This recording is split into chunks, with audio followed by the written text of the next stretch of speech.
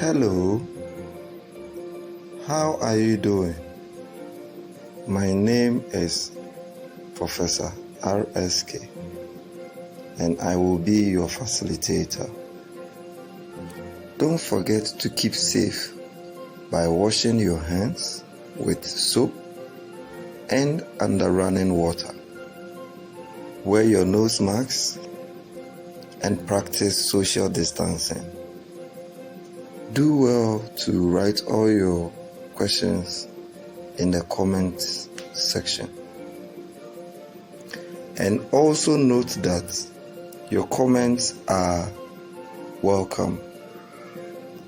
Join me in class for today's lesson. And don't forget to subscribe, like, and share. You can also join us on all social media platforms by clicking on the link below.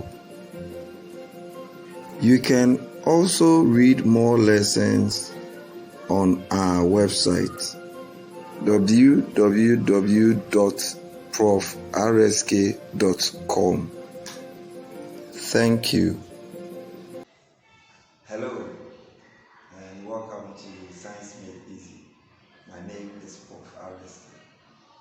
Today's lesson, we'll be talking about evapotranspiration. Before we start, I want to start with this quote that I generated. And it is very simple for you to always remember that evapotranspiration is not just a combination of two words, but rather a combination of two processes. Let me quote it again from Prof. RSK. Evapotranspiration is not just a combination of two words, but rather a combination of two processes. What are the processes? What is involved? Ladies and gentlemen, join me as we break this one down and make science very easy. Alright, now we are talking about evapotranspiration, but you need to understand that evapotranspiration is two processes. The first process is evaporation. The second process is what we call transpiration. The question that we have to ask ourselves is that where does evaporation take place? And then where does transpiration also occur? Once we get the difference, then we can deduce the meaning of evapotranspiration.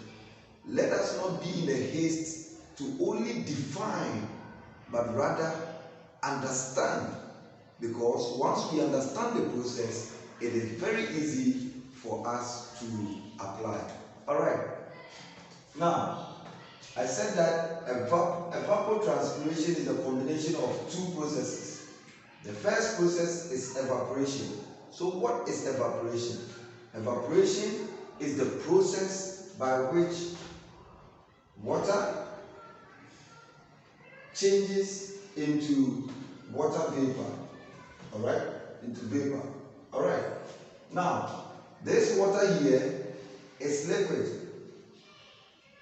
And the vapor here, or water vapor, is gas. So, we can also define evaporation as the process by which water, into brackets, liquid, changes into water vapor, which is also gas. Ladies and gentlemen, evaporation is the process by which water, which is liquid, changes into gas, which is what? Water vapor. So this is our first definition. Let us keep it. Alright, let's continue with the process. Now, where does evaporation occur? Where do we see evaporation?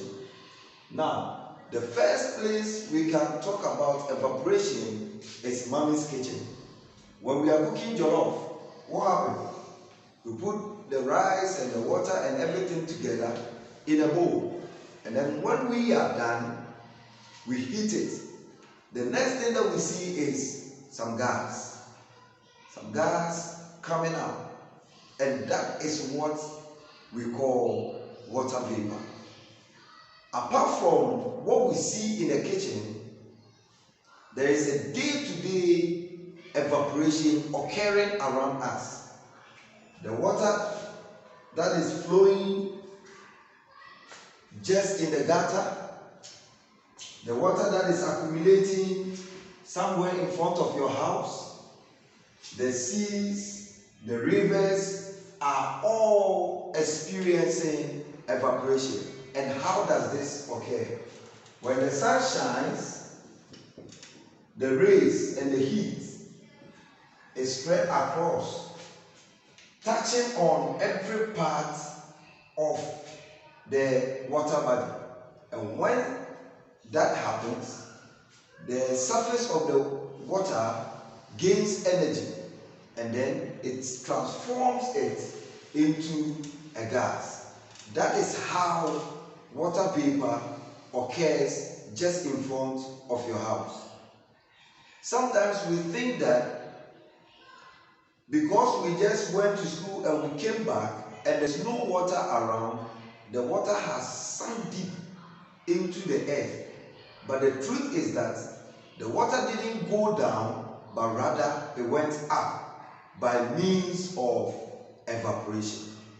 Another place that we tend to forget when we talk about evaporation is the soil. When the sun shines on the surface of the soil, there are holes in the soil. And for you to prove that there are holes in the soil, just fetch some sand, pour water on it, and then you see bubbles coming up. This is a proof that there are holes which are being filled with air. And so once you pour water on it, the air is moving out, giving way for water to fill the holes. Now, this is an experiment to prove that there are holes in the soil. So once the sun shines on the surface of the water that is accumulated in the soil also gains energy, and then they move out through the holes. Once they move out through the holes, in a form of water vapor, they also join their colleagues from the sea, from the river, from the gutter, and from mommy's kitchen.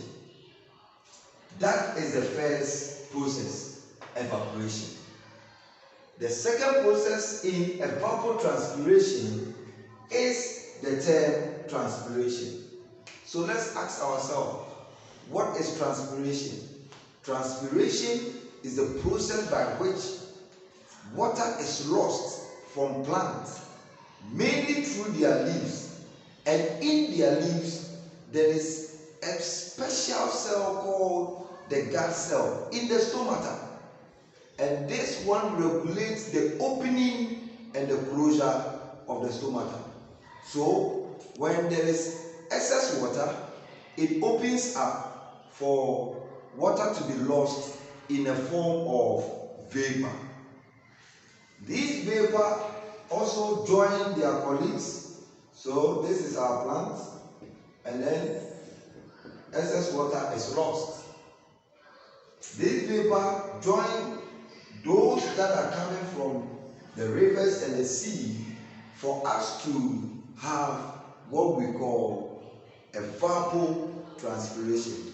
Evapo from evaporation and transpiration from transpiration. So evaporation, which is the first process, and transpiration, which is the second process, combines together for us to get evapotranspiration. What is evapotranspiration then? You can agree with me that when we have evaporation plus transpiration, then we can have evapotranspiration. So evapotranspiration is the total sum, or the sum total of water vapor we have in the atmosphere? Simple definition, the sum total. The sum total because the total amount of water vapor coming from transpiration, which is plants, and the total amount of water vapor coming from either the sea, the gutter, the barrel you have in the house, the bowls, the bucket, from mommy's kitchen, all those vapor, all those vapor, when they come together, we have the sum total, which is evapotranspiration. So if you want to know the evapotranspiration in your area, then you should be able to calculate the total evaporation and then the total transpiration. But the truth is that you cannot determine the evapotranspiration in a particular area, because from one area to another it varies. Those in the forest belt, they have a lot of transpiration, a lot of water lost from plants, because there are a lot of plants around. But when you come to the desert areas, okay, where there are less amount of plants, you have very little transpiration going on there. So in general, I want you to understand that evapotranspiration is not just a combination of two words, but rather it is the combination of two processes, which are evaporation and transpiration. Before we go, evaporation is a process by which water changes into water vapor. You got it right. Transpiration is a process by which water is lost from plants, mainly through their leaves, and in the leaves, not just any other leaf, but in the stomata of the leaf. Thank you very much for joining us today. It's been an interesting time. My name is still Prof. RSK, and I'm making science very easy and interesting. See you in our next class.